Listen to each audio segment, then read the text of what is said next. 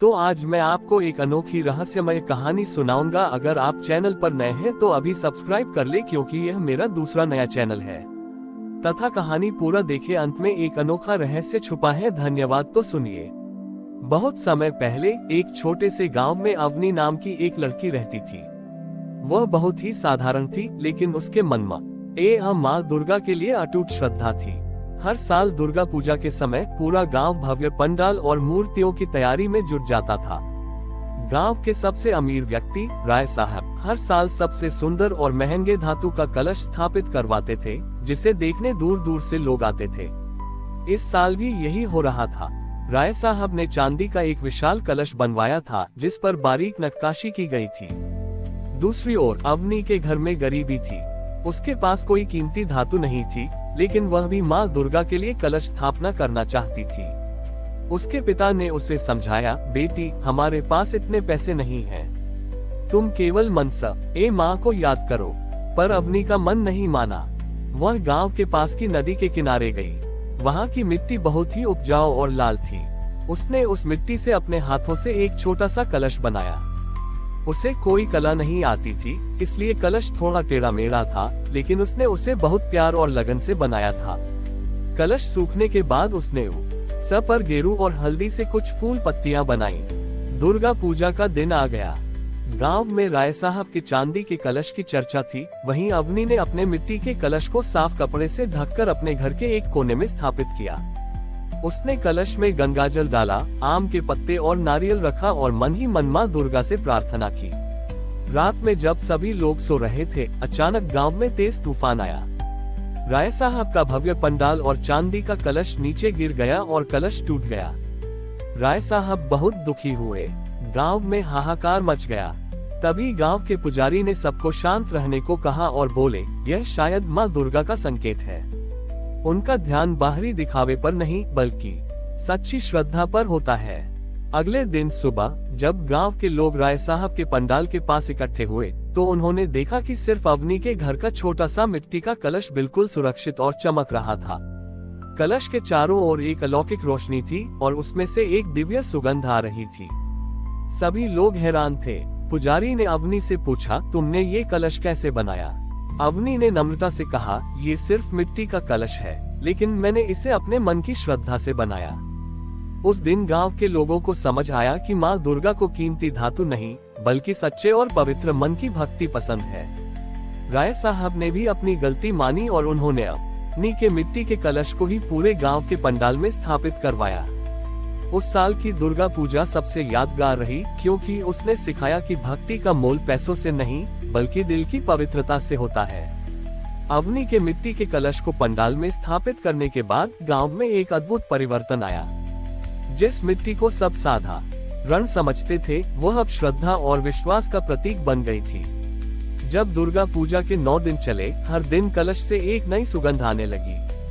पहले दिन उसमें से मिट्टी की ताजी बारिश के बाद आने वाली सौंधी खुशबू आई, जिसने गांव वालों को अपनी जड़ों और प्रकृति से जुड़ाव का एहसास कराया। दूसरे दिन कलश से चंदन की मनमोहक सुगंध फैली, जिसने लोगों के मन को शांति और सुकून दिया। तीसरे दिन उसमें से फूलों की भीनी भीनी महक निकली, जिससे पंडाल का वातावरण और भी दिव्य हो गया। हर दिन एक नई खुशबू, एक नया एहसास और एक नया सबक। गांव के लोग हैरान थे कि एक साधारण मिट्टी का कलश कैसे इतने चमत्कार दिखा सकता है। राय साहब, जो पहले अपनी दौलत पर गर्व करते थे, अब रोज अवनी के घर जाकर उससे माफी मांगते थे और उसकी सरलता की तारीफ करते थे। उन्होंने महसूस किया कि सच्चा धन तो हृदय की पवित्रता में छिपा होता है। जब विजयादशमी का दिन आया, तो सबने कलश को विसर्जित करने की तैयारी की। अवनी ने कलश को उठाया और उसे लेकर नदी की ओर चल पड़ी। जब उसने कलश को नाग बड़ी में विसर्जित किया, तो वह मिट्टी पानी में घुल गई, लेकिन वह मिट्टी जहाँ जहाँ पानी में मिली, वहाँ वहाँ कमल के फूल खिल गए।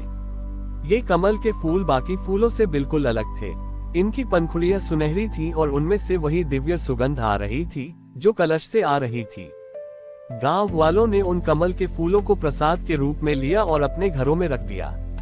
उस साल गांव में सुख, समृद्धि और एकता का माहौल रहा।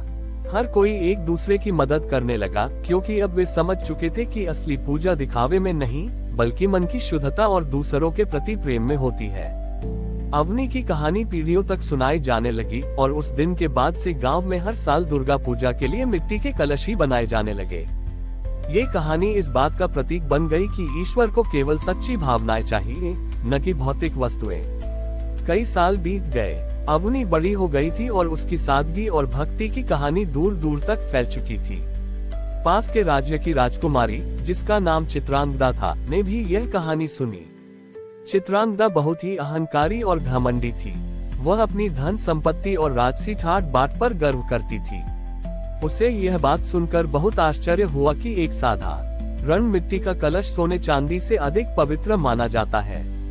राजकुमारी ने अवनी की परीक्षा लेने की सोची। उसने अपने सैनिकों को गांव भेजा और अवनी को महल में बुलवाया। महल में भव्य सजावट थी और हर तरफ कीमती वस्तुएं रखी थी।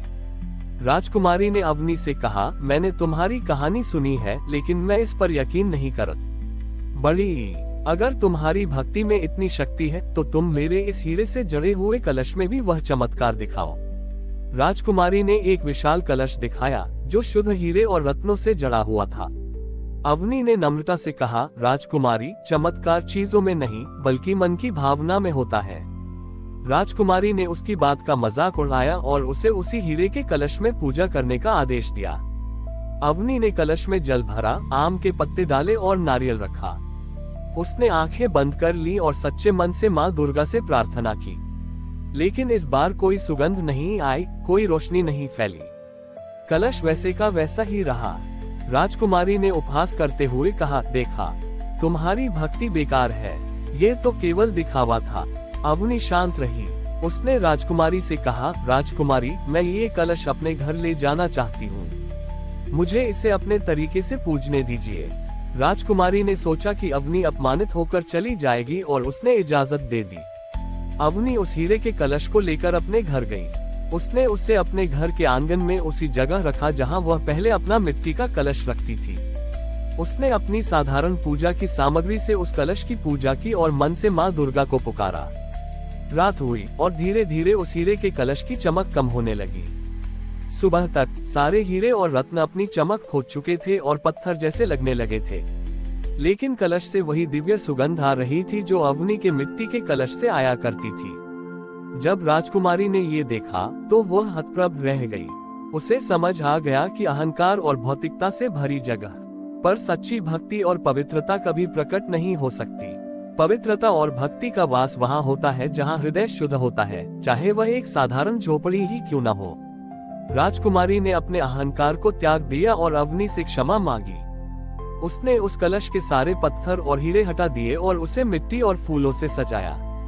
उसी साल उसने अपने राज्य में आदेश दिया कि दुर्गा पूजा में केवल मिट्टी के कलश का ही उपयोग किया जाएगा, ताकि लोग धन से नहीं बल्कि दिल से मां की पूजा करें। हमारी और भी आध्यात्मिक एवं अनोखी कहानियां देखने के लिए हमारे चैनल पर जाएं तथा धार्मिक एवं पौराणिक अनोखी कहानियां हमारे चैनल पर है। कृपया जाके देखें तथा हमारे चैनल को सब्सक्राइब करके रखें और वीडियो लाइक जरूर करें। धन्यवाद।